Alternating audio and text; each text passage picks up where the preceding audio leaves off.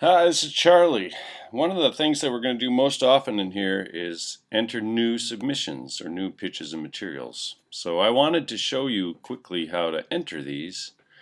And there are a bunch of different ways to enter them, of course, because everything links together. But I'm going to give you kind of a hypothetical overview using some things I just kind of made up I found on the internet.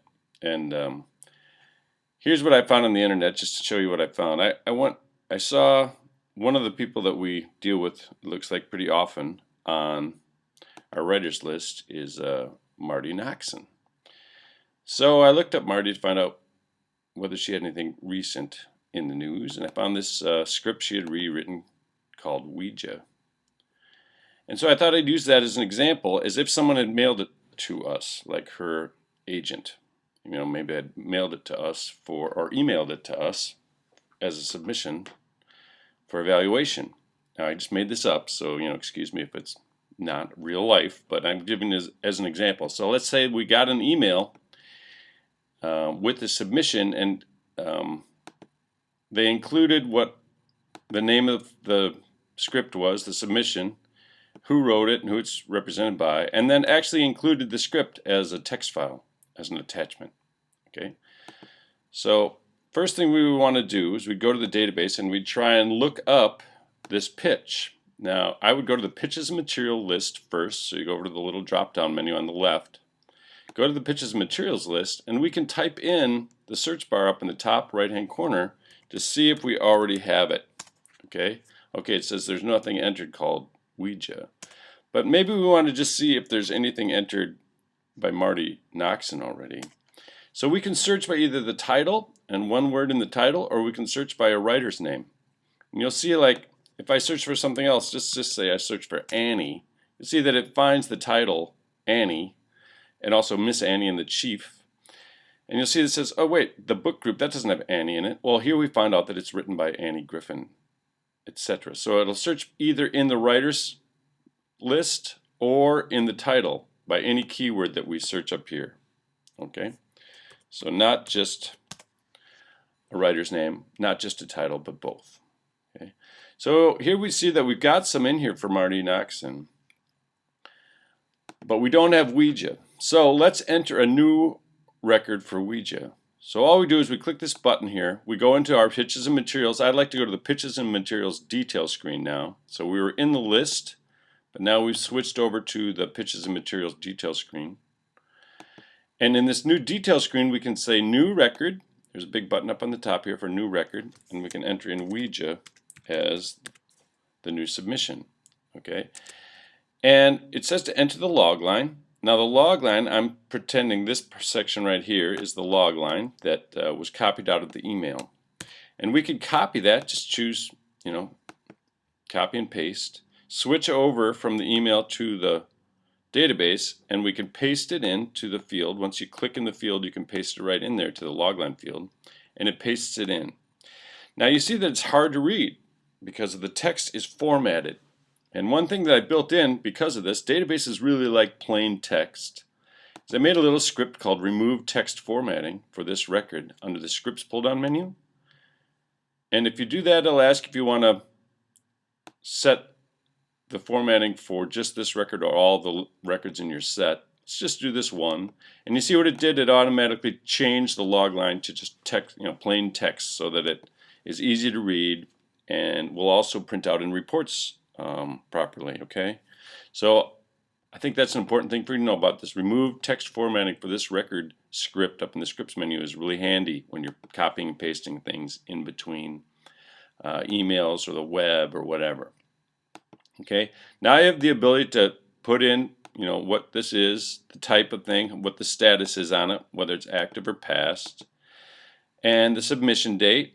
Now, one thing about the submission date is you can do command minus will automatically put in today's date.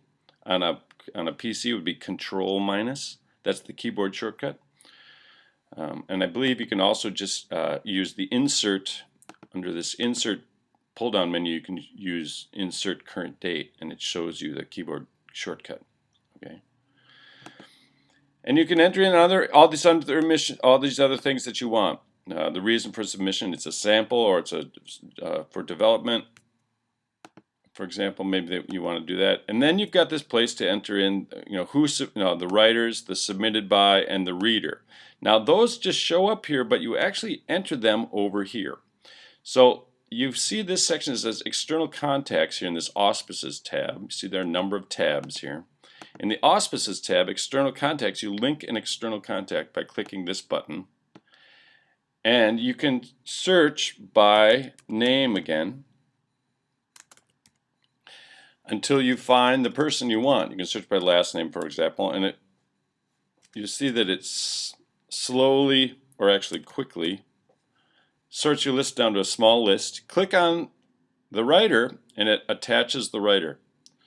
Okay, and then you can say that this is the writer. Now you can put who it's submitted by.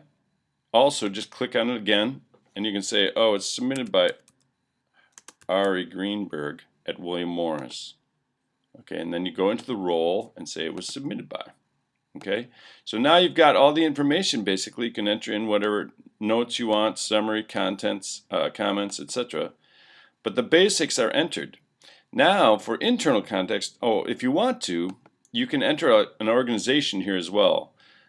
Just in case the contact here at the organization changes, you might want to link the actual organization itself.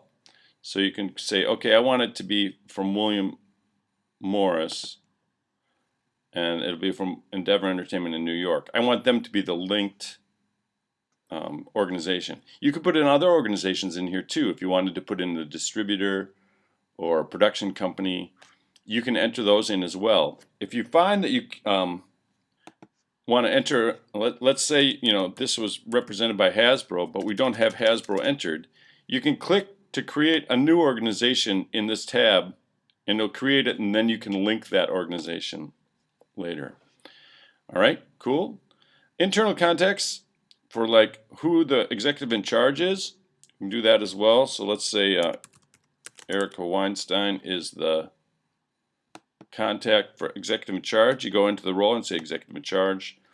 And you can say maybe someone else read it. Let's say Allegra. Oopsie, you're not in there. How about, well, you know what we can do here? In this contact field, we can actually search by company name as well, and you'll see all the company people will enter in. And we can say, okay, actually, Ben Davis was the reader. We can put that in here as reader. You can put in, again, as many contacts as you want. External contents, organizations, and internal contacts. And you see that once they're entered, they start to go into these fields over on the left for the quick view. Okay.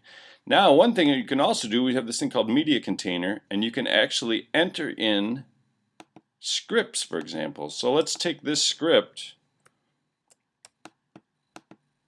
and we can save that attachment out to the desktop, for example. I'll just save it. And then I can take that attachment, I can switch back over to the database, and I can actually insert it right here. So if you click in this field and control click in that field, you can insert a file.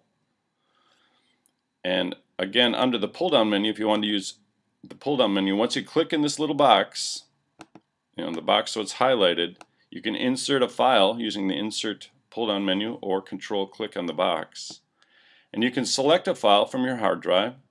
So let's go out to the desktop. That's where I saved it. And there's Ouija. And I've actually attached the actual script now. Later on, if you want to view this, you can right click on that and you can export these field contents out to your hard drive, and you can view them and open them. You can't, it doesn't open it automatically apparently. So you would export those field contents out, and that would save it again out to your hard drive so that you could view it. Okay. And just so you know what that looks like, I just took a sample script off of the web and modified it a little bit. It's not really the Ouija script, but I just modified it a little bit so we'd have something that we could look through for this example, and you could see that you could attach an actual script and put it into the database. Okay?